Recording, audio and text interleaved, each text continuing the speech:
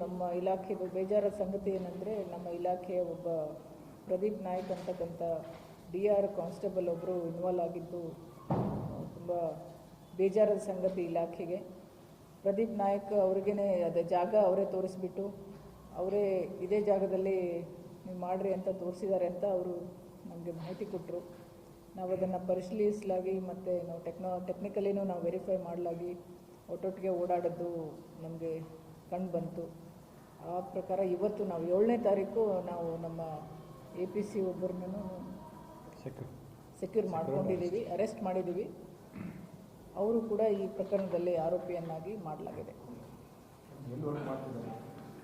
DR ಅಲ್ಲಿ constable ಆಗಿದೆ, 2008 batch. Haveri ಜಿಲ್ಲೆ DR ಅಲ್ಲಿ constable APC reserve police, civil ಅಲ್ಲ ರಿಸರ್ವ್ ಪೊಲೀಸು, 2008ನೇ ಬ್ಯಾಚು.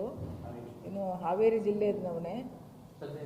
ಸದ್ಯ ಇರೋದೂ ಅವನು ಜನರಲ್ ಡ್ಯೂಟಿ ಮಾಡ್ತಾ ಇದ್ದ. ಅಲ್ಲಿ ನಮ್ಮಲ್ಲಿ ಗಾರ್ಡ್ ಇರ್ತಾವಲ್ಲ ಎಲ್ಲ ಕಡೆ, ಸೊ ಜನರಲ್ ಡ್ಯೂಟಿ ಮಾಡ್ತಿದ್ದ. ಈ ಹಿಂದೆ ಅವನು ಒಂದು 4 ವರ್ಷ PSI ಹಿರೇಕೆರೂರು ಡ್ರೈವರ್ ಆಗಿ ಕೆಲಸ ಮಾಡಿದ್ದಾನೆ. ಇವನು ಹಿರೇಕೆರೂರು ತಾಲೂಕಿನವನೇ.